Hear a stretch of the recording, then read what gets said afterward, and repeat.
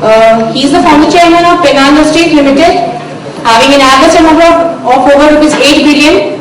He is BTech from IIT Kharagpur during 1961-66. He has also done MS Operations Research and Industrial Engineering from Purdue University, USA.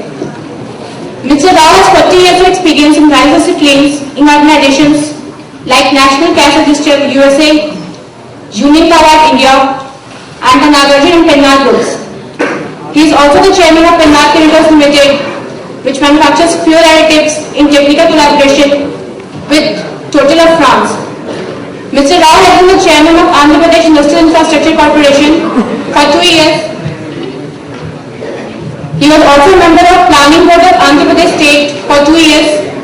Mr. Rao is the past national president of Indo-American Chamber of Commerce and the past president of Hyderabad Management Association. So I request her to please come on the dais and give us a talk.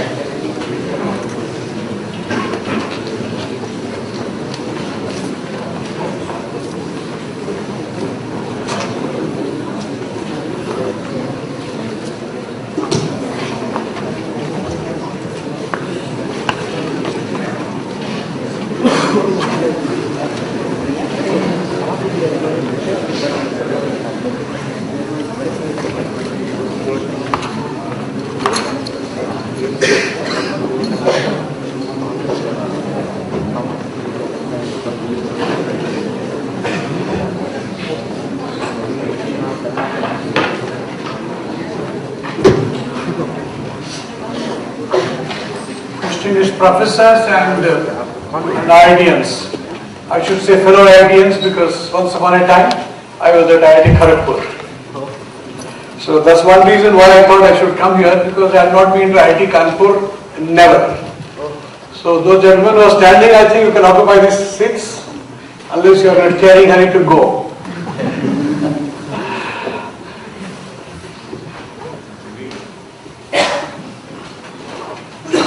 Yes, I think sufficient introduction has been given about me. Little more I will give myself.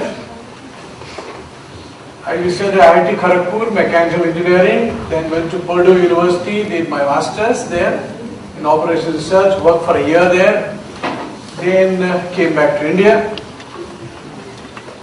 Like many people who go to America don't want to come back, I also didn't want to come back. But my father said, on what condition will you come back? So I thought that I had an ace up my sleeve, so I said, if I get a job, I'll come back. Good job, and I thought job will not come. So there's a company called Coromandel Fertilizers, which had an American collaboration, Standard Oil Company of California.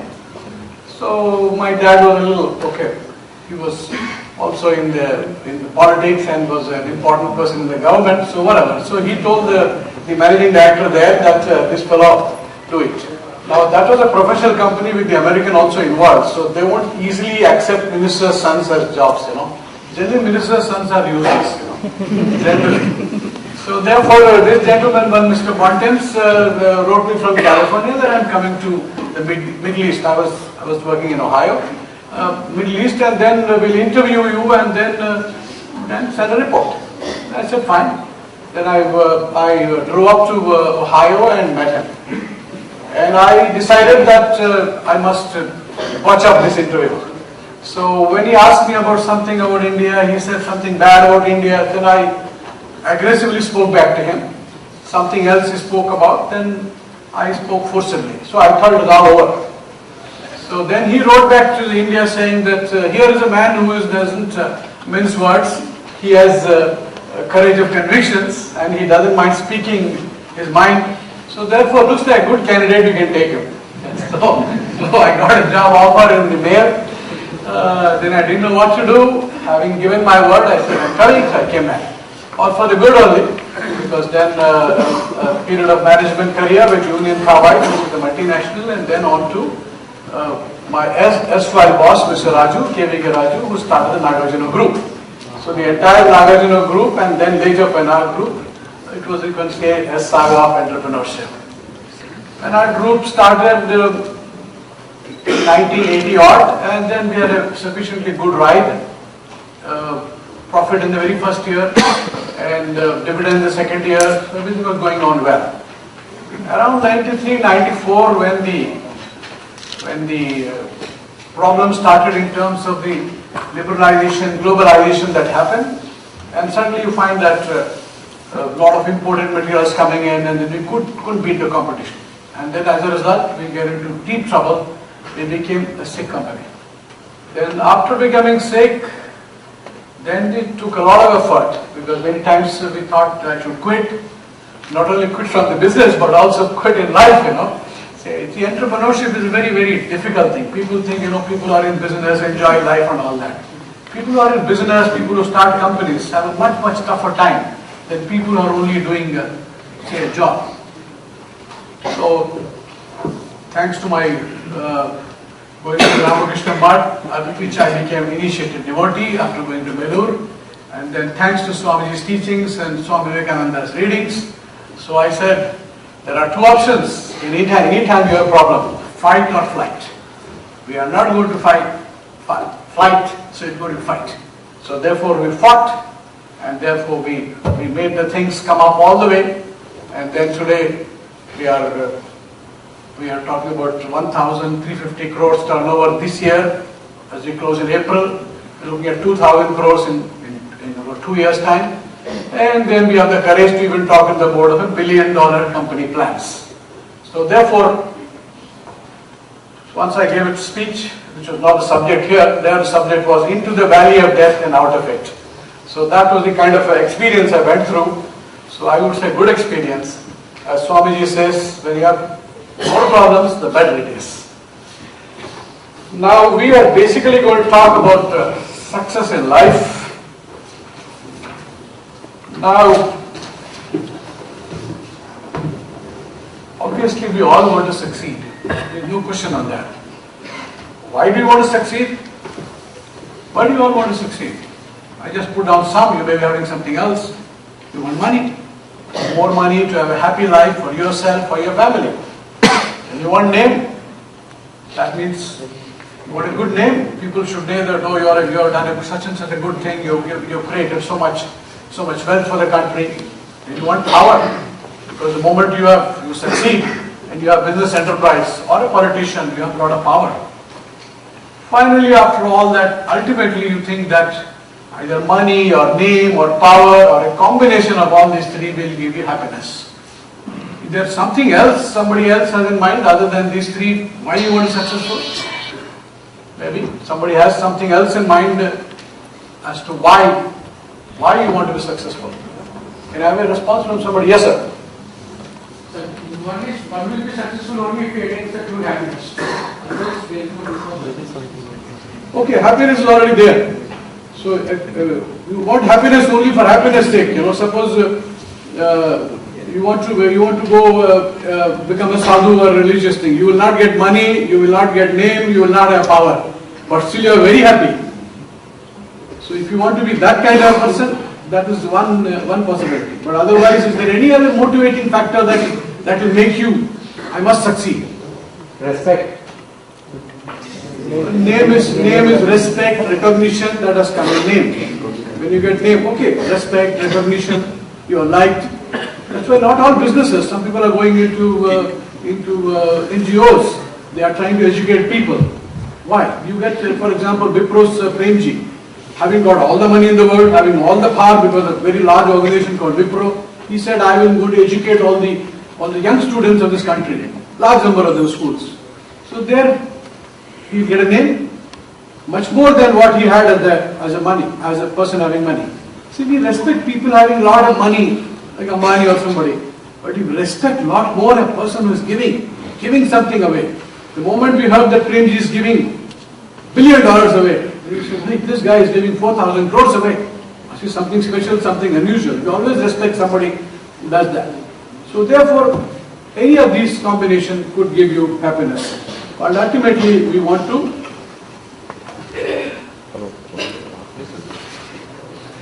one thing more is there. Yes, sir. Like losing oneself. You feel like you are lost. losing oneself. Yeah, what does that mean? You mean like you take any challenge anymore and you get lost. And just be happy that you just in it. Okay, challenging job, you said you want to achieve that challenging job. So therefore, you are happy doing that. Ultimately, it's happiness. You maybe say, I am happy looking at a mountain, in front of Mount Everest, you are very happy. But when we talk about success here, as a subject here, we are basically talking about success in life, in your own, how you want to go ahead and do things. Now, success, there is a goal of wanting to succeed. That is the end, the objective, the goal. And there are means that we use to achieve that objective. Swami says in his essay on the secret of work, one of the greatest lessons I have learned in my life is to pay as much attention to the means of the work as to its end. Many times we are only worried about the end and don't worry too much about the means. In different ways, Mahatma Gandhi also said, means do not justify the ends. Now we all want to be successful, but successful doing what? Successful achieving an objective is success. For example, if you go back to our mythology, in the Ramayana, Ravana came and took Sita away to Lanka.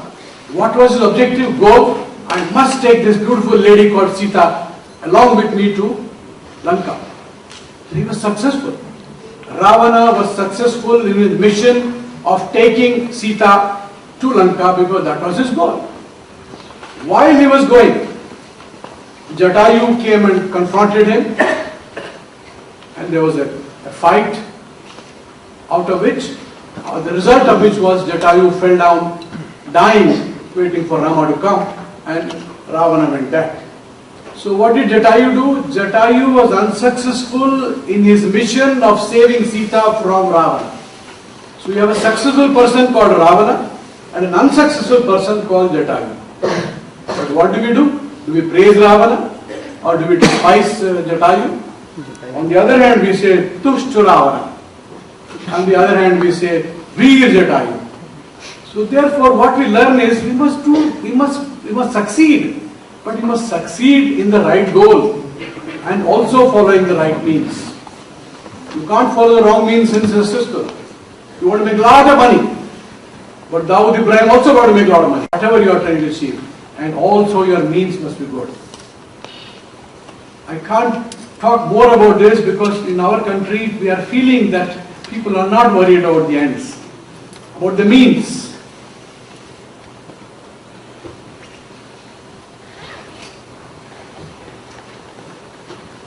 When the Silver Jubilee celebrations of the Ramakrishna Mutt at Hyderabad were being celebrated, the secretary of the commission that from Vellore came. And he started off saying that our motto of our country is Satyam Eva Jayate. Truth is victorious. But it is appearing more and more that after independence, it is Asatyam Eva Jayate. That means people are more looking into Asatyam. And he says all our problems are because we have moved away from the path of Satyam and moved in the path of Asatyam. So if you want to become a great nation again, we must move away from this wrong path of Asatyam and move towards the path of Satyam. You yourselves have seen a company that had a name of Satyam. Their name is Satyam. Unfortunately, it went into the path of Asatyam. And then you know what has happened. The company has gone and the entrepreneur there is now resting, cooling his heels in the Chanchalgowda prison in Hyderabad. He's a phenomenal man. I used to like him very much. I was like an elder to him. And we all used to think that here is somebody who has put Andhra Pradesh on the world map. When Bill Clinton came, he sat next to him. We all admired him for that. And suddenly when he exploded that he was actually following the path of Satyam, then there were not many people who were supporting him or to do that. So therefore we must go away from the path of Satyam in our life, in all our life, and move in the path of Satyam. So Swamiji said that truth is one of the most important values that you can practice. In fact, he has gone to extent of saying that if you can practice truth for 12 long years, there is nothing in the world that you cannot achieve. But how to speak truth for 12 long years is a very, very difficult thing.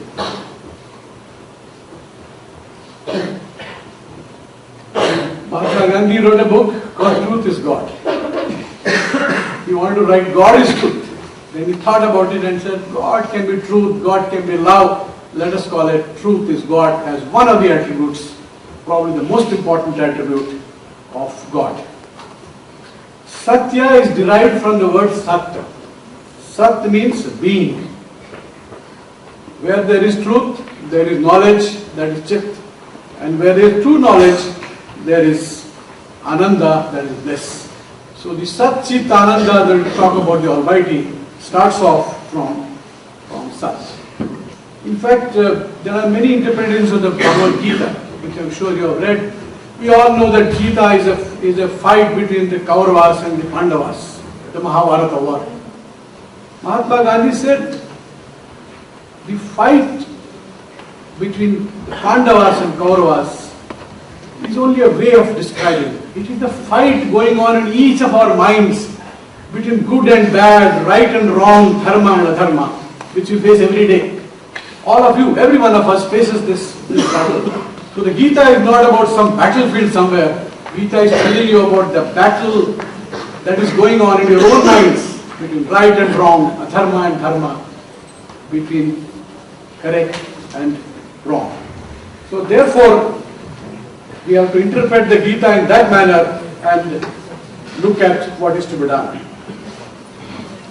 Recently I came across a book by Gurcharan Das. You may have read a number of his other books, but one of the books was IIT Kharagpur, I think. The difficulty of being good and the subtle art of dharma. So he says that he is describing in each chapter, one chapter on each person, on Draupadi, on Yudhishthira, and everybody. So Yudhishthira and Shakuni, were fighting for the game of dice as to who will win and all that. And Yudhishthira kept on losing one after the other. He lost his empire, lost his jewelry, lost everything, and finally lost everything, including supposedly Draupadi. When Draupadi came, she asked a very important question. What happened? Did you lose yourself first, or did you lose me first? Because if you lost yourself first, you already lost yourself, become a slave. You have no right to lose me or wager me. While this was being tried to answer by various people, the advisor to Dhritarashtra was the wise Vidura. And Vidura quotes the sage Kashyapa, saying that the immorality of remaining silent when there is evil around. He said, all of us are responsible. All of us are also doing adharma. Vidho dharmo hi adharmena sabham yatropapadyate. That means by just watching there also, you are committing some crime. When honest persons fail in their duty to speak up, they wound dharma and commit adharma. Thus, the leader of the conspiracy, in this case the disrobing of Draupadi was being done at the behest of Duryodhana. He has half the penalty. The immediate culprit, a quarter. The immediate culprit of Dushasana, who was actually doing the disrobing, and he gets quarter. And the witnesses who do not speak up are also guilty by a quarter. So all of us sitting in this august assembly, all of us are also guilty. Now if you look at it, there are so many things going wrong around us. We all sit and don't do anything about it. And we think that, okay, we are doing it in our own interest, or hamara kya aata, why should we get into something else? But you must realize that you are actually committing adharma. You're a citizen of this country, something wrong is going on, some corruption is going on, something else is going on. You have to speak up. Don't look at me because I am older generation, we have not spoken up. But at least younger generation like you must have the courage to speak up. And if you want to have a better India and a great India, otherwise you are also committing adharma. We generally think that okay, by CWG, somewhere something is going on, how does it matter to me? No. You are a citizen of this country, and by keeping silent, you are definitely committing adharma. I recently came across a book because I'm reading truth and all that, and truth is such a complex subject that I picked up a book called Why We Lie by David Livingston Smith, and he's explaining why we lie. And he's not saying that why we lie is something good or something must be done, but what he is basically coming out that lying, deceit, this is also part of our life. So therefore he actually quotes Mark Twain, who said, lying is universal. We all do it. We all must do it. So it looks like a very dangerous statement to me that lying is part of our life. So therefore we must all realize that truth is a part of our life, lying also part of our life. So this conflict between truth and lying is taking place in our mind all the time. And all of you, courageous, intelligent, young people, the future of this country must see that truth prevails and not lying prevails. But many times you see that and we all get into a little negative mood saying that a lot of negative things are going on. But why? A lot of negative things are going on because a lot of other positive things are not happening. And not enough people are talking about what is happening, what is negative. Telling the truth, doing the truth is very difficult. As the sage has said, सच बोलकर इस जहां में जी नहीं सकता. सच बोलकर इस जहां में जी नहीं सकता. By telling the truth, I cannot live in this world. लेकिन क्या करूं रामा, झूठ बोलकर मैं तेरे पास आ नहीं सकता. But what do I do, Rama? By telling a lie, I cannot tempt you. So this conflict, of not able to live in this world by telling the truth always, and by telling a lie, you know that you are not going to go to God. It's not a question of God. You yourself will not feel good. The day you have spoken a lie, you will not feel good. Why do you speak the truth? Why do you speak? Why do you want to be good? Just ask yourself. Because that's a fundamental value that you want to be. So therefore, many times when you get into business, including me, business, it is so difficult to be truth always. Something is a price of 3 lakhs of rupees, you have to tell the customer that it will cost you 5 lakhs. So it's a lie you are told in a way. But what to do? So therefore, our life will be a combination of truth and lies, dharma and adharma. So you have to decide how much of more we have to. If I tell you that you be 100% truthful, it's not possible. It's probably only possible for the Swami from the Ramakrishna Mutt, where he does not need to tell a lie. But many of us, for various reasons, tell a lie. Some blatant lies, some simple lies, something else. You go and have beer somewhere, you come back home and your wife asks, where were you? No, I was busy with busy with my colleagues or busy on a very important assignment. It's a lie. But okay, you say it's a lie that doesn't affect anybody. Okay, and keeps my wife happy. So a lie that keeps people happy around is still okay. So like that we keep justifying in many ways as to why lies have to be told. But we see that 80% of the time you tell truth, 20% of the time you lie. As students you may not realize because maybe as students you don't have to tell lies. Even here you may have to tell lies, but otherwise in business it goes on all the time. The problem with many of us Indians is one of the factors is we have become casual communicators. That means we are not what we say we don't mean. It's a very serious matter. For example, if a customer calls and asks my assistant saying that वो material आने का था आया नहीं है, 4 दिन पहले आने का अभी तक नहीं आया, so you can tell the truth that the material has not left the factory, but he will say that वो सब निकल गया सब वो transporter के पास पड़ा हुआ है. You have basically told a lie as a casual communication. The danger of this is the customer is planning his production process thinking that material is coming, but it's not coming. And you do not have the courage to tell him that no, there was a problem in our factory, the material could not be supplied, material will leave only after 3 days. Then he will do something else or buy from somewhere else. But this happens all the time. That's why I say that for Indian communications, I always say that you check, recheck, cross-check. First of all, somebody says material is coming on the 1st of February, you check by calling him. Then you recheck by calling somebody else. So production manager को really material गया है कि नहीं है? वो तो material बने ही नहीं सब कैसे आए? Because he doesn't know that his boss has told him that. And the third one is cross-check, because you have to cross-check with somebody else to see what is happening. So this is not because we are a nation of liars. We are physically good people. Even all of us who are doing this, I think we are very casual about communication. The words that come from the lips are so important, but we are not very conscious about it. We say something, अरे फर्क क्या पड़ता है? It happens everywhere. I asked my production manager, a report बना के देना, when will you give it? He says 1 week. So 1 week is over, the report doesn't come. So I call 1 week later and what happened to the report? He hasn't even read the report. So about 90% मिल गया, अभी 10% तो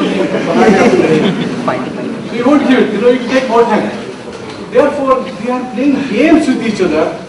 We are becoming casual communicators with each other. This becomes a very serious problem in terms of poor communications within the system and outside the system. And as a result, a lot of energy is wasted in this country because of not telling the truth. It applies to everybody.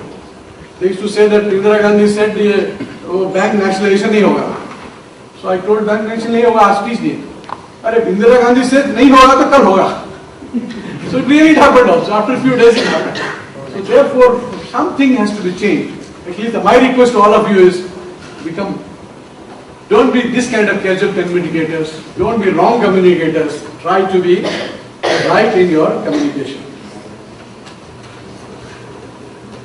So after reading Swamiji's complete works, completely I would say, so I thought I'll put down some points which will enable you to achieve your goal of success. The very fact that you are here, and many of you are already learned about Swamiji, thought about Swamiji, read about Swamiji, I think you are on your way to success. Because anybody who reads Swamiji, anybody who follows Swamiji, will definitely do a lot of right things, a lot of good things, and success will be there. So let us say, what is the lesson number 1 that we can learn from Swamiji's teachings? Swamiji says, you are the creator of your own destiny. You are potentially divine. So use the word amrutasya putra. Don't say you are no good. If you think you are no good, you will never be good. You always say that you are potentially divine. It's very difficult for me to think that I am potentially divine, because I think I am a body-mind mechanism. I am a body, I am a mind. So something more than that is very difficult for me to think. Sometimes I think, okay, maybe I am sleeping, body is not working much, mind is not working, am I dead? No, something is going on still. So okay, something more. And something more, you call it soul, you call it Atman, because of our background, religion, reading, we believe that. But you have to actually believe that. If you want to be very successful and great in your thing, just believe that you are little more than this body or the mind. Whatever that extra is there, if you don't have a name, you call it God, you call it source, you call it spirit, you call it essence, whatever you want to call it. There is something inside you which is there. Before you are born and suppose tomorrow you die, everything remains the same. Body is same, weight is same, everything is same. Something has gone away, and that something is what is being told as an Atman, a spirit, which all of us have. So if you believe that partly even, then you will behave in a lot more confident manner. Then you can do many things. Whatever you think, that you will be. If you think yourself weak, weak you will be. If you think yourself strong, strong you will be. But all of you know that. Ultimately, you have come to IIT Kanpur because you worked hard and you thought that you can get into IIT Kanpur. So you believed it and therefore you did that. So therefore, Swamiji says you have manobalam, that is mental thing, bahubalam, physical balam. But most important is you should have self-respect, atma gaurav. Person who doesn't respect himself can do nothing in this world. So So if you find a person who is not respecting himself, talking badly about himself, forget, don't talk to him, don't leave his friendship. Because it will, like infectious disease, it will come to you also. And that will lead to self-confidence, Atma Vishwasam. People who, the world is nothing but a story of people who have tremendous confidence in themselves. I can do it. And they have achieved and they have done it. Atma Balam, which is the spiritual strength.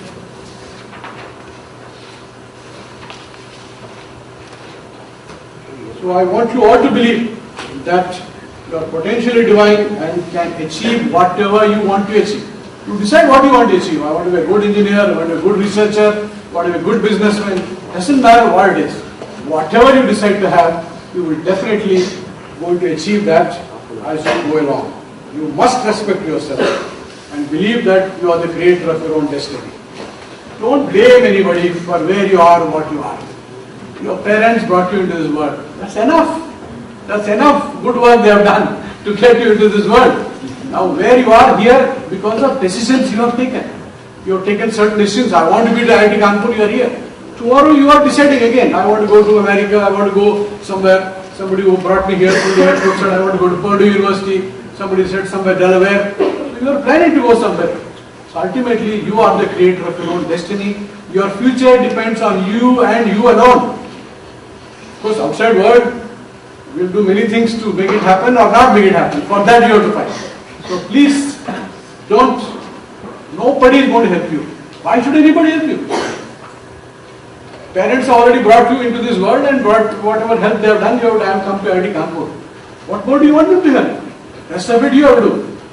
You have to do yourself. And that confidence that you should have. And if we have decided that we are something special, everybody thinks, he's something special. When you look at the mirror, so many times we see, because we see something good in the mirror. Going fully well that I'm not that good looking, I still keep looking in the mirror. That's because we love each other, we love ourselves. I love myself. Nothing wrong in that. Please love yourself. Love yourself like hell. Love yourself fantastically. Love yourself and think that you are a wonderful man. You are a wonderful person, man or woman. It's wonderful. Nothing wrong in that. If you don't believe in that, you can't do anything. If you say, look at the mirror and say, this is no good, then there is no use, you won't do anything. So please do that. The second lesson is, if you think you are wonderful and God is inside you, then what about all the other people? Mr. Mitra or Mr. Ghosh and others? They are also like you. So there is also God inside them. There is also that Atman inside them. So how can I love myself, praise myself, I am wonderful and say all others useless? You can't say that, right? So therefore, it follows that you must think that everybody also is got a spark of divinity inside him. So the least I can do is I will respect him. Doesn't matter what it is, because as different manifestation is there. Atman is the same, it's there in each one of us. But somewhere it manifested more, somewhere it manifested less. If you go to Bhagavad Gita, Lord Krishna tells Arjuna, Ishvara Sarva Bhutanam, Desha Arjuna Tishta, Brahmayan Sarva Bhutani, Yantra Rudani Maya. What is Lord Krishna telling Arjuna?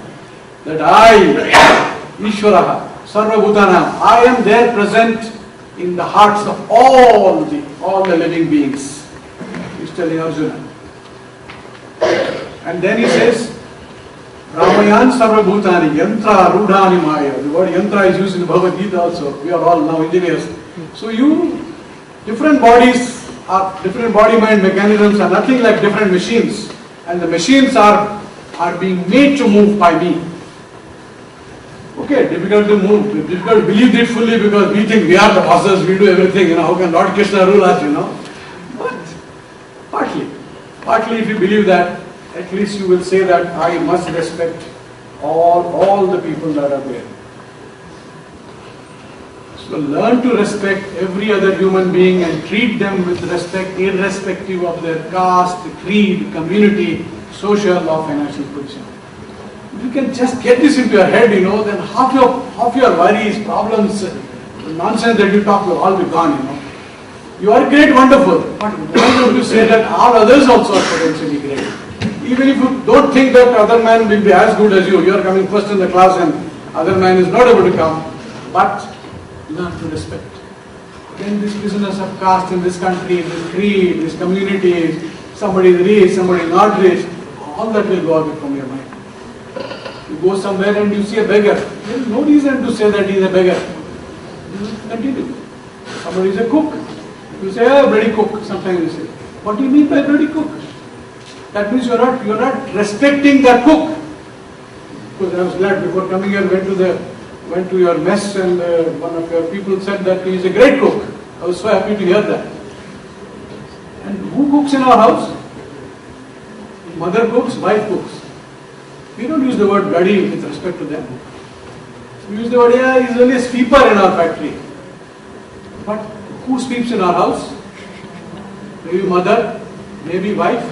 Do we talk badly about them? No. So therefore, nobody becomes good or bad or changed because of the work he does. Doesn't matter whatever work you do. You have to be respected. For that matter, the sweeper is so important. If the sweeper had not come here and swept this place would be so dirty that we could not get anything at all. So sweeper is very important. In our house, in our office, everywhere is important. The person who cleans it. So therefore, learn to do that. If you can just change a little bit of your bearings and say that I will respect everybody, I will not disrespect anybody, I will not talk badly about anybody, you will go a long way towards success in your life. Because success as an engineer, as a manager, is not alone. You are not a painter to just paint and succeed, you have to work with people, work through people, and that will only happen if you are able to respect people. And don't think that people don't know. People understand. People understand the way you behave here, the way you treat, that how you treat the people, and that makes a lot of difference to people. So it doesn't matter what you do. So therefore, how to respect others, how to see that all are same is something that you have to learn. Once upon a time, I was a personal manager in Carbide, and what people said, there was a gentleman called X who was absolutely dangerous and absolutely, he was in the union too. He came one day barging into my room with a plate and said, "Ye kya hai sahab ye? Isme कीड़ा है." And this ऐसे कोई आदमी खाने का है, जानवर भी नहीं खाते. And he was caught up. I sat silently and then said, his name was Niyamat Ali Khan. I said, "Niyamat Ali Khan sahab baithe." Then he just sat and stood and said that, "For the first time in your life, मुझे पहली बार कोई बोल रहा है कि बैठो. अभी तक तो आप साहब हैं, हम ये हैं." Then he sat down. Sometime he said, "I'm going away." He said, "What happened to your problem?" "कुछ problem नहीं है साहब. आप हमको उठा दिए. You have treated me like a human being." We had no strike or no lockout from 1976-7 onwards up till now, in the 33 years of our existence in the company. How did it happen? People ask me. And once I was asked by some newspaper correspondent. I said, very simple. If I have to answer it in one line, we treat every worker, every employee like a fellow human being. Don't have to deal anything special. Just treat him like a fellow human being, irrespective of what he's doing. He's a worker. He's working. Without his work, without his production, without his productive capability, you will not be able to produce, you will not be able to send anything out. But you don't give him the respect that he deserves. So therefore, you give him the respect, and we have done that, and therefore we have not had any problem up till now. And therefore, when you do this, you will start seeing unity all around you, not division. Otherwise, you will say this is divided. Whole thing is all as if you are dealing with a lot of divided entities. Then you will see that it's a unified entity. All are same. All are parts of one family. All are my brothers or sisters. Okay, let me do with a part of it what I have to do, and you will definitely be very successful in what you do.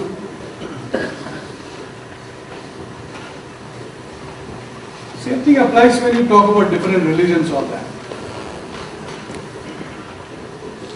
If you look at a map, all of your engineers circle and think that the center is God. As Swami Vivekananda said, you are on the circle and taking on radial path to reach God. So if you are Hindu, you will take one path, Muslim you will take one path, Sikh you will take one path, Christian you will take one path, Zoroastrian you will take another path, like that. Any number of paths can be there. In fact, he said, why should there be one God in the mind of people? That there will be many paths. And Swamiji's Guru, Sri Ramakrishna Paramahamsa, used the most celebrated statement, Yatho Mat, Tato Path. That means, as you believe, so is the path. So therefore, find your own path. Doesn't matter. And you go on rotating on the circumference of the circle, saying this is good, that's bad, whether it should be Hindu, Muslim, what is bad, what is bad, what is bad. Instead of criticizing anybody else, just take one path, whatever it is. With the path of Ramakrishna Math, you take that path and just move a little bit. If you move a little bit on the radius toward the center, you will be a totally different person and find yourself much happier. So therefore, we have to move into that. And Swamiji defined that Swami is God saying that God is, the center is in you and the circumference nowhere. And further he said, the centers are everywhere but the circumference is nowhere. Because we are talking about infinity. So therefore, if you keep this thing in your mind that they are all different paths, let everybody follow his path. Why worry? That's why Swamiji said, it is not that Hindu should become Muslim or change religion. Forget about all this. Changing religion, conversion is all bunkum. That a Hindu be a better Hindu, Muslim be a better Muslim, a Christian should be a better Christian. So therefore there will be no problem at all. Especially in the modern age as we are changing so rapidly and some of these things are not having the same meaning as it is. We are talking about universal religion. That way Swamiji was the first to propagate in the US that it is not that any one religion should be followed, that people follow any number of religions as long as they respect other religions, as long as they do it. Unfortunately, we don't have to read, we don't have a reading of the other religions. Many Hindus are there who have never read Quran and not knowing that the Quran starts with Bismillahir Rahmanir Rahim, most beneficent and most merciful. That's the definition for God. And as you go along in the Quran, number of times it says God is everything. It's the same as what is being told in our Gita and other places. But unfortunately we don't read. And because of our peculiar secular model, we are not able to read some of these things, including reading about Swami Vivekananda in the... Okay, lesson number 1 done, lesson number 2 done, let's see lesson number 3. So, lesson number 1, you feel you are good, you are positive, you have a lot of confidence, first class. Number 2, the people you work with also you feel they are good, they are good material to work with. Then, how do you succeed? You develop a positive attitude to achieve excellence. Positive attitude is everything. With negative attitude, you cannot go anywhere. So cherish positive thoughts. It's a tremendous error to feel helpless. Stand up, be bold, be strong, and take the responsibility on your own shoulders, nobody else's shoulders. So Vivekananda said repeatedly, don't talk to anybody, don't ask about anybody, don't say that somebody else is going to help you. You are going to help yourself. What manner? You decide. And from the Bhagavad Gita, when he had to decide one of the shlokas, he said, if you read this shloka, one gets all the merits of reading the entire Bhagavad Gita. He chose this, which was also the favorite of Swami Ranganathananda, our mission in Hyderabad. Klaibyam masvagama partha na etat tvai upapadyate shudram sudya daurbalyam tyaktva uttishta pantam. Lord Krishna is telling Arjuna when he is refusing to fight and want to run away from the battlefield, saying that yield not to this unmanliness. So Swamiji is not a manliness, be a man. Why are you talking about all this unmanliness, this is not possible, that's not possible. You are a man, you can do everything. It does not befit thee. Cast this mean, faint-heartedness and arise, O vanquisher of enemies. So that's what this is. So that's what this sloka gives strength from the Gita. A lot of people take different things from the Gita. But what Swami Vivekananda took was take the gospel of strength from this Gita. That you are strong, you can do everything, and you must do everything. For that, you should not run away from the battlefield. All our work is in our battlefields. You know, your own battlefield. Today is a college, tomorrow it will be the battlefield of life, where you want to achieve a lot of things. You can achieve a lot of things. For achieving a lot of things, you must dream. People say, why you dream? A man without a dream is a very poor man. In fact, if you don't have money, it is damn good. Because a person who doesn't have money has a goal to make money. So whole life is spent on making money, doing things and all that. You have to pity the people of rich businessmen having children. They don't know what to do. They already have enough money. There's no motivation. What is the motivation for the son of a very rich guy? Doesn't know what to do. So therefore, you must have a dream. Each of you. Somebody said, I want to be a great scientist. I want to invent something on nanotechnology. Somebody told me, who brought me here. Somebody said, I will do something in atmospheric science. Do something. Swami also said, be the last line, be original or be nothing. That means if you want to really do wonderful things, great things, you have to be original. You have to do something unusual which others have not done.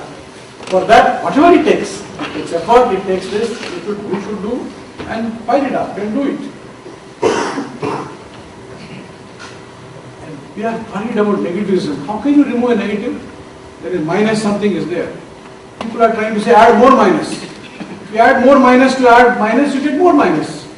The only way you can tackle a negative or something wrong happening in our life, anybody's around you, is by adding a lot of positive on that. Negative, put a positive on that. Then the negative will be neutralized and you will be left with a positive. So you people be the positive force. There's negative things around you, negative problem, your own life there will be negative. Life is not all positive. As Swamiji says, life is a sine wave.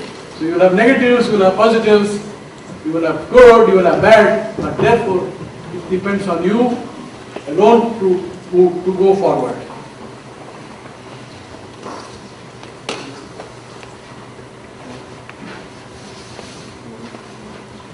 Dreaming, not many people are dreaming. I asked once the director of the CCMB in Hyderabad, the Center for Cellular Molecular Biology, Dr. Bhargav, very famous man.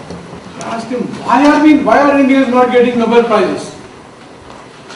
He says, Mr. Rao, there are not many Indians who are dreaming about getting Nobel Prize. There are very few Indians. If there are hundreds, the number of Indians who are dreaming of getting a Nobel Prize is not more than 1,000. Example. Even that is a high figure. The number of people who are dreaming of getting a Nobel Prize in America will be 10,000 or 20,000.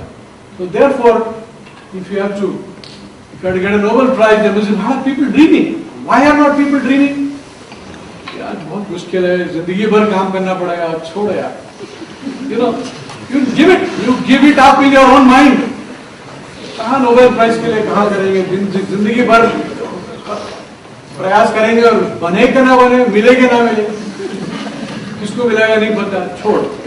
This why we have become a nation who are not thinking. The same thing was happening in the Olympic gold medal. Very few.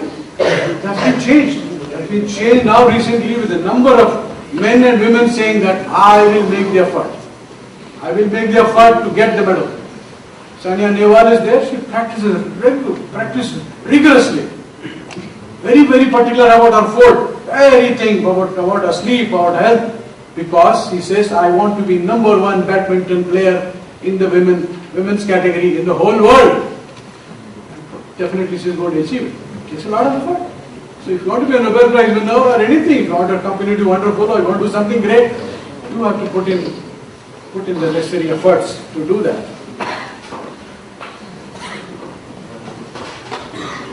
The remedy for weakness is not brooding over it, but thinking of strength. Teach men the strength that's already within them. That's what Swamiji said. If you look at some people, a strong willpower, in spite of all the problems. You already know Stephen Hawkins.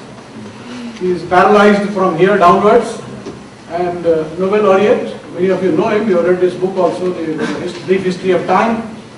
And even now, Nobel laureate and writing and giving lectures in astrophysics. And he is paralyzed from here downwards. And he sits on a wheelchair and with great difficulty he does it. But his mind, thank God, is still working. How does it happen? Tremendous willpower. Well, we had a dancer called Sudha Chandran. After accident with the leg, she started dancing again. Again, willpower. Christopher Reeves was a guy who acted as Superman. Superman and used to jump up and down and be the Superman, and everybody used to take his autographs and all that. And one day he was riding on a horse, and the horse decided to isko gira dete. So the horse made him to fall, and the way he fell, his spine got injured seriously. After that, doctors told him, "You're a Superman. Everybody thinks that you're the greatest man on earth as a film actor, but now you will have to be on a wheelchair." But he didn't give up, and he found out that how can people with spinal injury be cured? And he read and said that stem cell therapy could be one of the possibilities of doing it. Now America thinks that stem cell therapy is not okay. Stem cell therapy is not allowed in America. Even today, in India is allowed.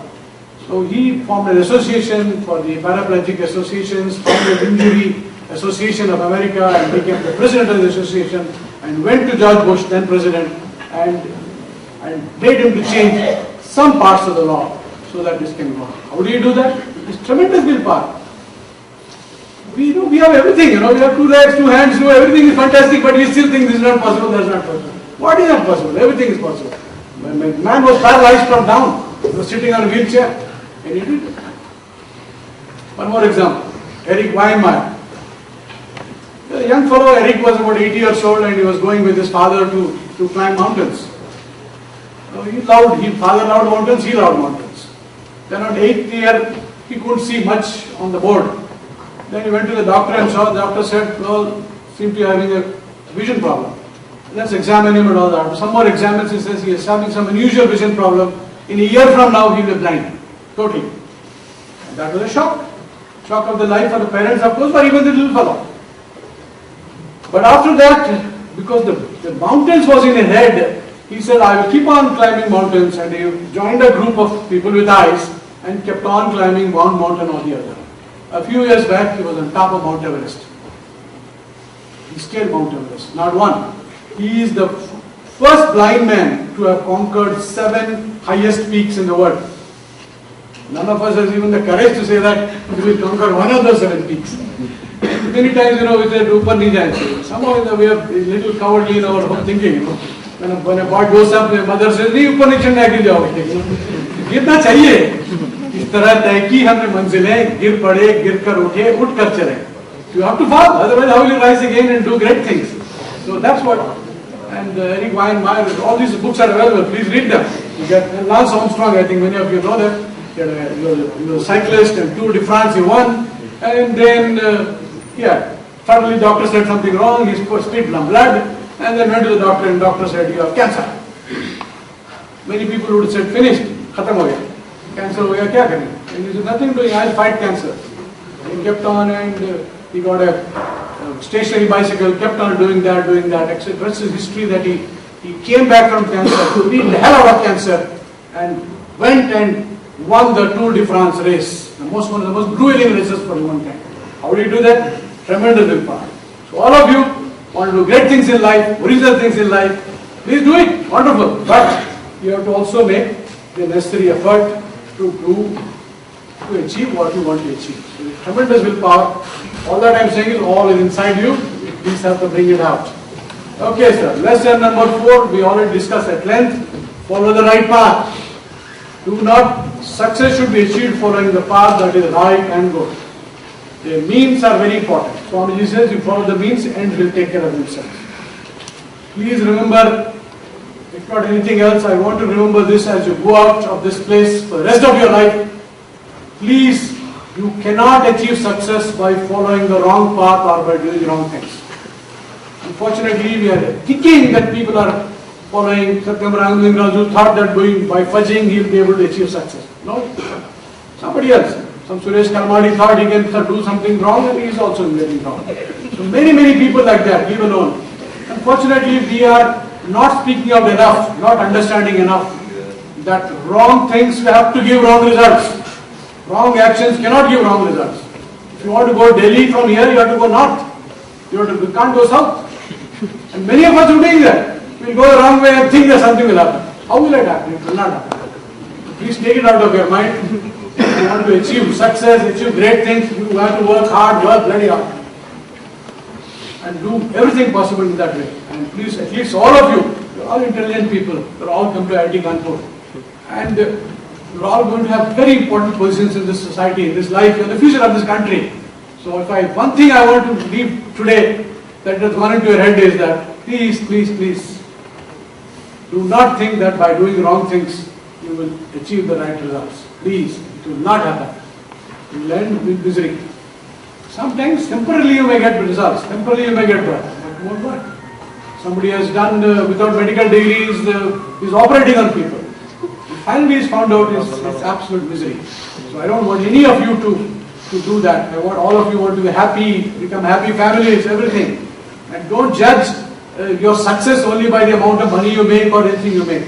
To do a job well, you are successful. To do a job well, you move forward, that's successful. Doesn't matter. Happiness doesn't come from only more money. I can assure you that more money you have, the more problems you have. And generally speaking, people who have a lot of money are not very happy as you think. In fact, the other way around may happen. So therefore, you have to make your own choices as to how to go about and see that our motto Satyam Eva Jayate, it has to prevail. You cannot say that we made a wrong motto for this country. It should have been Asatyam Eva Jayate. No. So therefore, following the right path is very, very important. In fact, all other things you will do. You come to IIT Kharagpur, I am sure you will have strong belief in yourself. I am sure you will respect others or at least take others along, otherwise you can't succeed. I know that you will work hard and do the other things. But one thing I am not 100% sure of all of you is that, will you follow the right path? And that you must. And that requires courage, requires determination, and I wish and pray to Swami Vivekananda also to provide you that kind of strength and courage. Now we come to the lesson number 5, work hard with Shraddha and Sadhana. Swami uses two good words, Shraddha and Sadhana. And he says nothing can be achieved without hard work. Shraddha is basically dedication to work. And Sadhana is perseverance in what you are doing. Continue to persevere.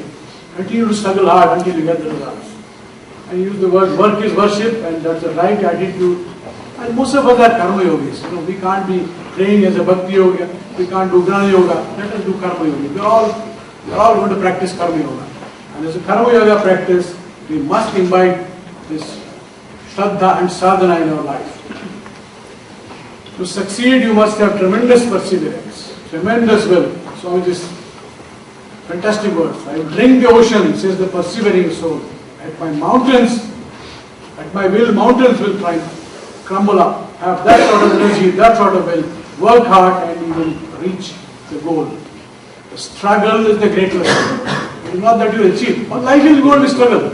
You will achieve something, you will achieve something more, you will achieve something more. You have to keep on doing that. The great benefit in this life is struggle. That's what you think. You should never think struggle is a bad thing. Struggle is a wonderful thing. Struggle, something good is going to come out of the struggle. It is through that we pass. He goes one step further saying, if there is any road to heaven, it is through hell. There is a famous restaurant in Bombay called China Garden. Chinese Indian of Chinese descent owns it. And he started a number of restaurants in the US, in Chicago and New York and others, called walk restaurants. Basically, Indian Chinese kind of food that he will do. And he was interviewed and he said, some great, wonderful sentence I remember, that we all want to go to heaven. But if you want to go to heaven, you must die first. So how do you go to heaven? You have to first die, no? So what he meant was that you want to have all the great things in life, more money, more power, more name, all the success. Please have it. But it will only come through lot of work, and lot of hard work, and lot of perseverance. So be possessed of Shraddha. This is my wish and blessing. That's what Swami said. There is a shloka that the Swamiji in Hyderabad, very famous, very popular, would like to say that Udyamenai siddhanti karyani na manoratai nahi suptasya singvasya pravichanti vriga. It's a Sanskrit verse. It basically says, who is the king of the forest? The lion. even if you are the king of the forest, if you are going to sleep under a tree, the deer is not going to oblige you by coming into your mouth. So, even if you are number one, Dhirubhai Ambani or anybody else, even if you are the leader of what you are doing, you have to work very hard. The lion has to hunt, has to run faster than the deer, and the deer runs faster. Every day morning the deer says, this fellow is going to eat me and I have to run fast as fast as I can. Every day morning the lion is thinking, I have to run faster than this deer and I can pounce on him and eat. Because if I don't pounce on him, I'll go hungry and then I'll die. So the question is, who will die? Either the deer or the lion. So basic point here is that it has all great things will come through great effort. So be ready for it and don't feel bad about it. Good, that's what I want to do and do it. People whom we are doing wonderful work, great things. One day I was watching a cricket match on the TV and my wife and I was going on clapping. Tendulkar was there and he was hitting very nicely. One of those big matches. 6 hour, 4 hour and clapping. So suddenly I looked at my wife and said, I don't know what I'm doing, I'm going on clapping. This fellow definitely, he did not go to America. I went to America. I went to IIT. He did not go to IIT. So, in all respects, I am more intelligent than Sachin Tendulkar. And I have come and started a company. He has not started anything. And what is this like a bloody fool? I'm going on clapping and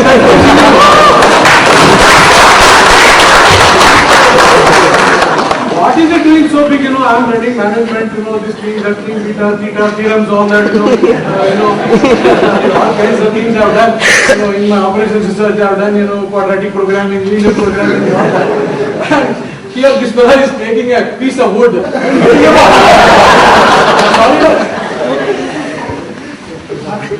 But why is it that he's worth thousands of crores? And wherever he goes, all people, including young, beautiful girls, want his autograph. You can go and meet the Prime Minister. What is it that he has done which I have not done? Some of you may not have done. The reason is, what he has done is focus. When he was in college, he said, I'll be the best cricketer in the college. Then he said, Maharashtra, I'll be the best person in Maharashtra. Then he said, I'll be the best Indian nobody can bat better than me in the whole of India. He did that. Then he said, among all the human beings in this world, I will bat better than any human being in this world. Then he became number one. Now he's saying, I will bat better than any human being present or past. Honor God means all that. Therefore, tremendous energy. Look at him, watch him very carefully, very composed, very class, and he says focus. He says, when I am playing, I just look at the ball and nothing else. I look at the ball, I look at that, nothing else other than that. So he says, half the work is through the act of hitting, but half the work is through the mental activity. That is what is important. As Dronacharya told Arjuna, what do you see in that bird? Says, do you see the tree? No. Do you see the bird? No. What do you see? You see the eyes. You focus. You all want to concentrate. You have to focus in whatever field. You select a field, doesn't matter, whatever it is. But you have to focus.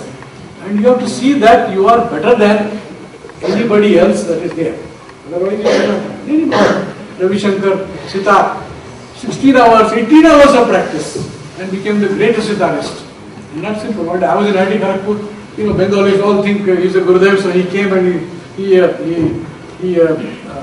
did this sitar recital early morning, 5 o'clock, it ends, and then he went away. Everybody was touching his feet. So I also thought it seemed to be a good idea. I also went and touched his feet. Then I looked at his hands have deep grooves in it. By continuous practice, his fingers are not fingers anymore. They have deep grooves cut by the sitar wires. So that means, he had done an enormous amount of work, enormous amount of effort, and that is where they can do that. So then you will get all the benefits you get, but you must focus.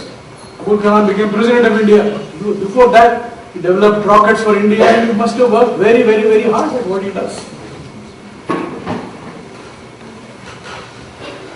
And that's why we have this famous statement from Swami that arise, awake, and stop not till the goal is achieved. You have a goal, please achieve it. Uttishtata, Jagrata, Prapya, Varan, Nibodhata. So don't give up and keep fighting for it. Aim for being the best and do it. If people from IIT don't aim for being the best, what will happen?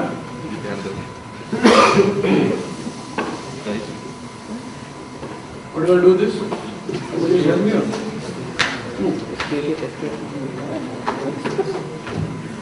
I'm not good at computers, sir. My son says, if you don't know computers and don't use, you are like a dinosaur. So I start using a BlackBerry. So don't give up, whatever small field, big field, try to be best in what you do. And you do a lot of things. It doesn't matter. To IIT Kanpur boys, I think IIT Kanpur, ex-IIT Kanpur boys for an application for iPad. What is that application? News, it is called Pulse. It's called Pulse, So the moment you press Pulse, and you can select some of the newspapers, so all the newspapers, Economic Times or Times of India or Wall Street Journal, it immediately shows up about 4 or 5 leading items in this 4 or 5. Each one you press, you get a full text of that also. So it's not such a big thing you have done, but they have done it and they have made them millionaires. So therefore, people have done very well, who have earned millions to start with. It's not something that they have done something unusually earth-shaking. They have taken a piece, something, and have done wonderfully well in this. Okay, then we move forward. I think we are running out of time. Okay, last item is work as a team. Now, you are going to be in business, you are going to be in industry, you are going to be in software company, you are going to work with people. So this working with people is something that you have to learn and you have to do it. And it's a weakness for our Indian things. Success belongs to the team and not to any one person. Don't say I, say we. I succeeded. Even if you have succeeded, say we. Hence work together with co-workers in a spirit of equality and cooperation and not be envious of anyone. Jealousy, envy, jealousy is a positive trait, envy is a negative trait. Don't have to be envious. If somebody is doing very well, Are Baba, you also do well in your own field. And learn from him, why is he doing well, what kind of effort he's putting in. There's no point in feeling bad or trying to pull him down. And Swami said, never talk about the faults of others. No matter how bad they may be, nothing is ever gained by that. You never help one by talking about his faults. You do him an injury and injure yourself as well. So find a way of encouraging, find a way of motivating, but you work best when you work for others. So please, many of you are going to be leaders, many of you are going to build teams around you, so you're not going to be individual workers, That's not what you came to IIT for anyway. So you'll go forward in life, so therefore you have to carry your team with you. When you become a team leader, don't think of yourself, think of them. There is no end to what one can achieve if he is prepared to give the credit to others. You can give credit to your subordinates, ultimately you will only get the credit. Who else will get the credit? But by giving the credit to your subordinates, they feel good, you feel good, and you will get much more productivity. In fact, this is one weakness in our system, in our psyche, which you have to overcome, younger people. Once the Congress president said, Indians grow like tall pine trees. They don't grow like a dense forest. So individually we will be great, but collectively we will not be able to achieve that. Now that weakness, all of you have to change. All of you, as you go along and build a new India in your own life, please make teams stronger. Let our teams be very strong. Why should individually be fantastic and teams not be that fantastic? So that's what we have to do. That is there in number of things we do also. For example, in Western world they have an orchestra where all people play. Each one has got a score and he does it. What do you do in India? Sitar, we do alap. Alap means you can do what you want, You can create, you can as you go along you can change. Which is very good. They are creative. That's why they are saying now that when routine jobs are involved, the Chinese are very good. But when something special is involved, then I think we should go to Indians. If you have to go from one place to another place, the Chinese is told that you go like this, northwest, and he'll follow it for a long time. And the Indian is told, the Indian in software engineering is thinking, how can I write an algorithm to make it the shortest path? So he's thinking of some other shortcuts. This is good and bad. Good if it's a routine job, and bad if it's a routine job. Good if you are doing something new. So let us do something new. Who was it the other day? They said India will going to be the innovation hub of the world. See, in the future, there's a lot of innovation going to take place, a lot of new things are going to come up. Who's going to do that? You guys. So nothing wrong in that, but try to do new things, try to find new things, so that innovation becomes your side. Okay, just to show, we had a growth phase from something like 22 crores, went up to 317 crores. Then the second part is our decline phase, or into the valley of death, when liberalization, globalization happened, imports started coming in. Basically, with all our management, we did not forecast correctly. We did not think that when liberalization happens, when globalization happens, when the Indian protected market is destroyed, and when you have world as a market, when you have to compete with people outside India, compete with people inside India also, we did not forecast properly, and then we got beaten up, and then a lot of imports started coming, and we came all the way to 75, which we thought was almost dead. Then we worked on it, didn't give up, no flight, only fight, and then slowly moved up all the way. By about 3 years back, we reached about 560 crores, and now we are looking at this year we'll do about 1350 or something is wrong, 1350 crores, and about 2 years from now we will do 2000 crores, and we have the courage to tell the board also said, why don't you make $1 billion company plan? Difficult for an older person like me to imagine, but we are making how to become $1 billion company in maybe 6 or 7 years, but we are working on that. Now,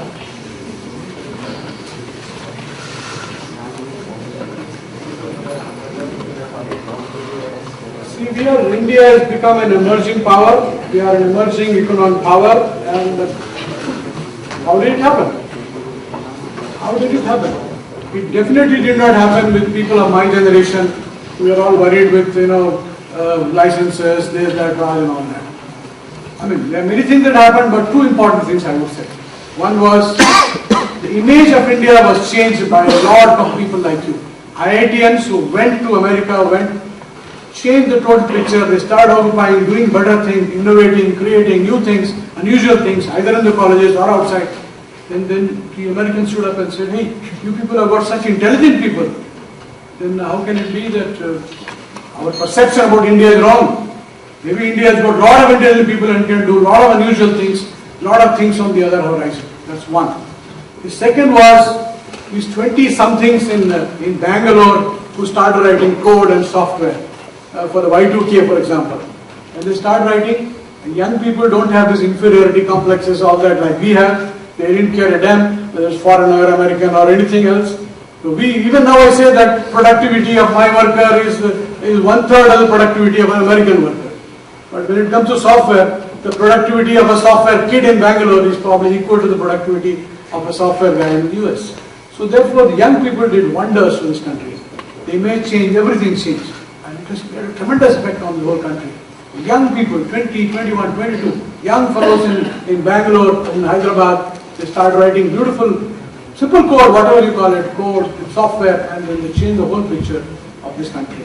So therefore, these two are very important because the vision, the image that you have, the feeling that you have is very important. So now they start business, now they say that yes, this is going to be a great country. Now we are saying in 10 years time we will be in the top 3 countries of the world on a purchasing power parity basis. In America, China, India.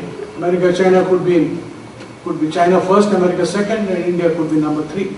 So we are talking of number 3, number 4 economic power of the world. Therefore, enormous opportunities for all of you. Enormous opportunities. This country has to double and treble. There will be problems and opportunities. Two sides of the same coin. So all of you, therefore, have nothing to feel worried about jobs or this or that. This country is going to go places. So you are really going to do, either you work here, elsewhere, doesn't matter. There is a lot of opportunities going to come. If you just imagine, it's mind-boggling. If this country has to become double in the next 20 years, that means all that we have done so far has to be done in the next 10 years or 15 years. It's an enormous amount of work to be done, which can only be done by younger people, all of you. So young people are the future of India, who will make India great, and I have no doubt all of you will do that. Well, coming to a conclusion before some questions or whatever, 3 things are necessary to make every man great, every nation great. Swamiji again. Conviction of the powers of goodness. Why should I be good? You should not have that feeling. I want to be good, I must be good. To what extent, you decide. Absence of jealousy and suspicion. Don't waste your time in jealousy and suspicion. You do whatever best you can do. Your path is your path. Somebody else is following another path. Fine. How you make your path great, you go ahead and do that. Helping all who are trying to be and do good. In fact, Swami on another occasion said, what is religion? To one line, to be good and to do good. Beautiful sentence. To be good and do good. That's all religion that we talk about, he says. So you can achieve success in whatever you do by following Swami. You are selected by God himself, selected by God, by this nation to do some unusual things, some great things. So all of you, I want you to, all of you should become lions and do great things. And take your own life forward, and when you take forward, everybody goes forward. Your family goes forward, your country goes forward. But definitely you should do that. So dream of big things. Because I think I skipped out for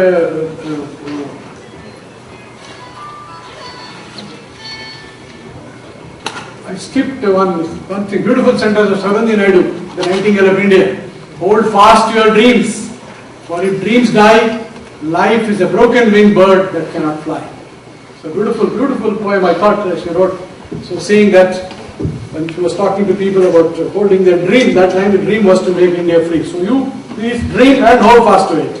Because if you are not having the dreams, then you are like a broken winged bird, and I'm sure you don't want to be that. Develop self-confidence. Only a person with a lot of confidence can do wonders, and all of you already have, otherwise you wouldn't have been, you will be here. And have a positive attitude. Positive attitude to go forward and don't accept defeat, don't accept negative things, I'm sure you will go. And follow the right path, we have repeatedly told what it means. And of course work hard. Life is not a lottery, you're not going to win overnight anything. By working hard, study hard, you will definitely go where you want to go. And of course you have to work together with other people because you are in a collective activity and not an individual activity. So thank you very much. And thank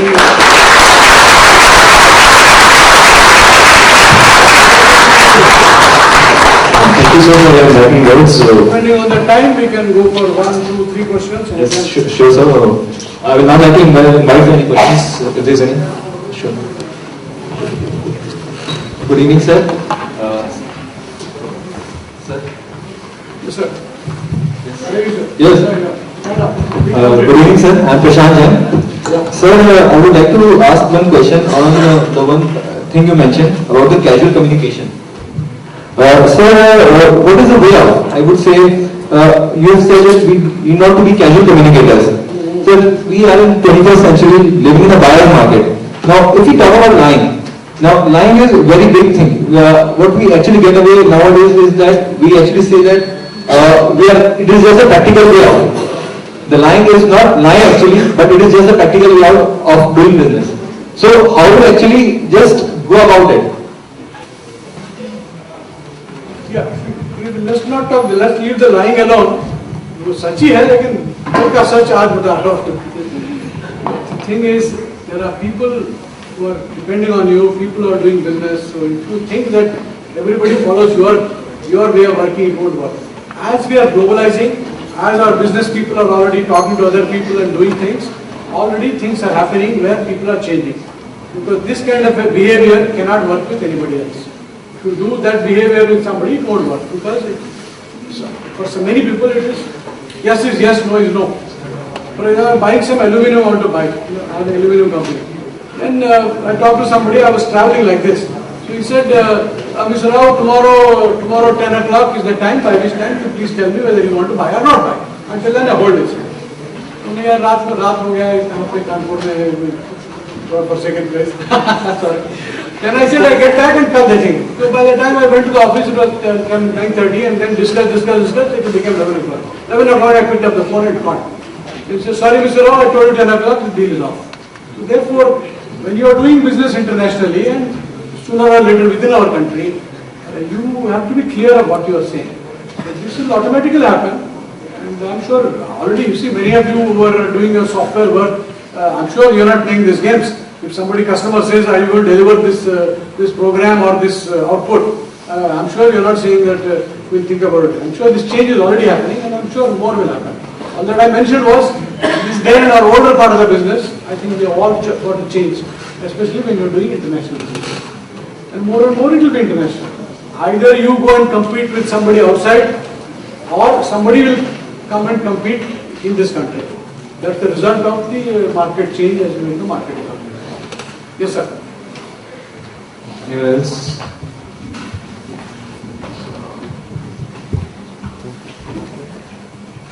Any further questions?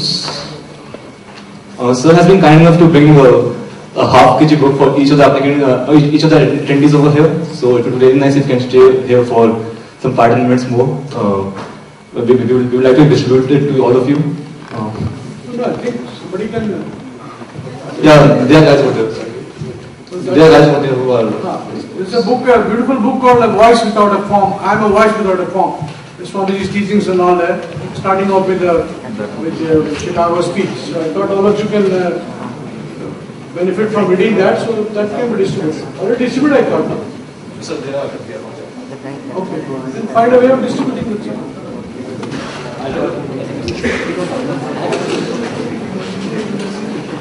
And secondly, this 6 point that I talked about, also put down a piece of paper, so you can also pick up that paper as you go along. Yes, sir.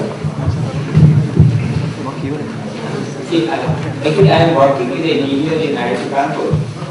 Since last 2-3 years I was dealing with some outside clients, and there I realized that wherever I kept the truth and I told my points clearly, that if I am going to be delayed in doing some transaction or some delivery, then things went smoothly. And wherever I tried to hide the fact, then I lost the client. So I just want to be with you that when we deal with the international clients, honesty pays. Even with national clients. Okay, that I don't know. National clients anyway we are honest, so there's no problem. We are having Tata Motors as a customer for the last 10-15 years, 30 years.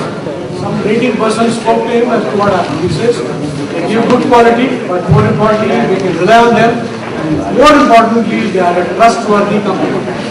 Earn that epithet, trustworthy company. You have to earn the trust of the customer.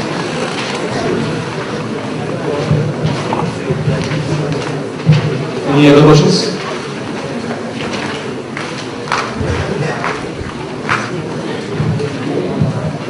Thank you very much. One question. Sir, I think these all things work for we people who are well educated, or we have got so many opportunities. But what about the lower class and these workers, these beggars? There's no meaning of all these things, big dreams, hard work for them. What can we do for them? So they can't get any benefit out of these things. The people who have to work so hard to get even 2 meals a day, how can they think about all these things? And we know a major part of our society are these people only. So I think we can do these things, but what about those people? See, on this issue, Swami made it very clear. In fact, let me give an example. He was in America. Rockefeller knew one of his friends. So on his own compulsion, he came into the room in which Swamiji was sitting. Swamiji didn't pick up his head or talk to him. When he was a little annoyed, he said, I've come here to talk to you and all that. He said, you have got so much money. You are an instrument of the God to do work for others, help others, do more things. Don't just say that I have made more money. And he went away. Then he came back after a few days and threw a check on Swamiji's table, saying that here is the beginning of my philanthropic work. Now you can thank me. Swamiji looked at him and said, why should I thank you? You should thank me. Because I have told you of an opportunity to help others. So therefore, starting now, many of our business people, who are making hundreds of crores, are not doing enough for the people around them. I think the prosperity is doing, others also doing. We must do more for people around us. You see that this, the bottom is lifted quite a bit. So all this applies to all of them. They are all not very rich people who are done this. One way or the other they have done, not just games. I don't think Tendulkar is a rich man or Dhoni is a rich man. None of them are rich people. They are very ordinary from what we have is. Abul Kalam was not a rich man. He became president of India. He came from very ordinary. In fact, people who are well off require this. People who are not well off also require. Ultimately, there is no end to, there is no limit to what you can achieve. So if we can do it, and to answer your question, we should help. Those who can help should help. Those who can help should help. If every big company takes care of 2 or 3 villages, a lot of change will come in this country. Sir, I would like to request you to please hand over the mementos to the winners of the debate and quiz competitions we had over here. The first prize goes to debate competition. Nilesh Shingal. Please come on the stage.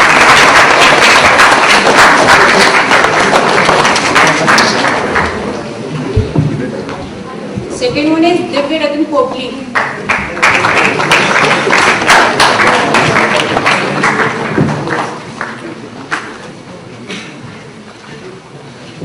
And the third one is Prakhar Bagar. Prakhar Bagar, sorry. Prakhar Bagar, is he here?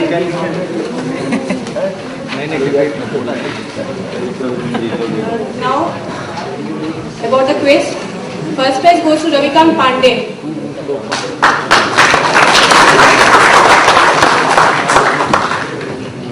Second one is Anshul Khandelwal.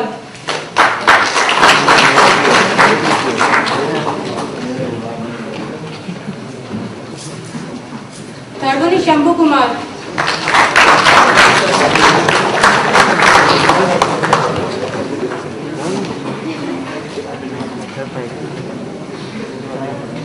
Fourth is Kundan Tripathi.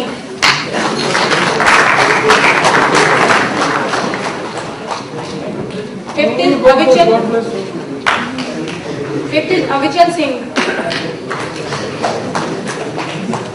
Sixth one Vipul Arora. 7th one Saurabh Kumar.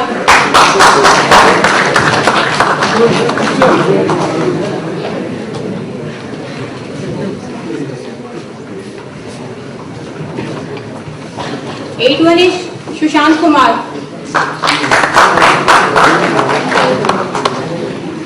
And the last one is Dipanjan Panda.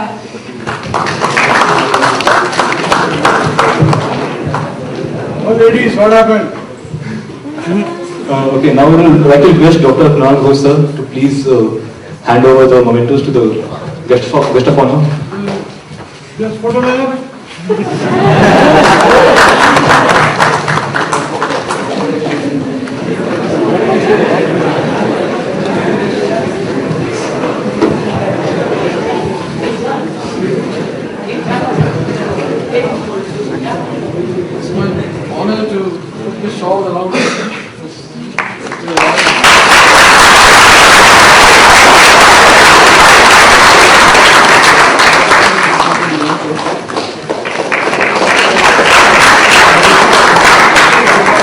Thank you, sir, for coming all the way from Hyderabad over here for us.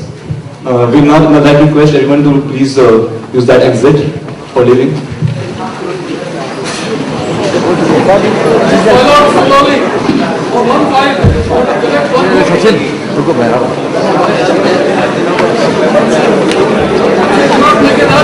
Please don't rush, just make a line.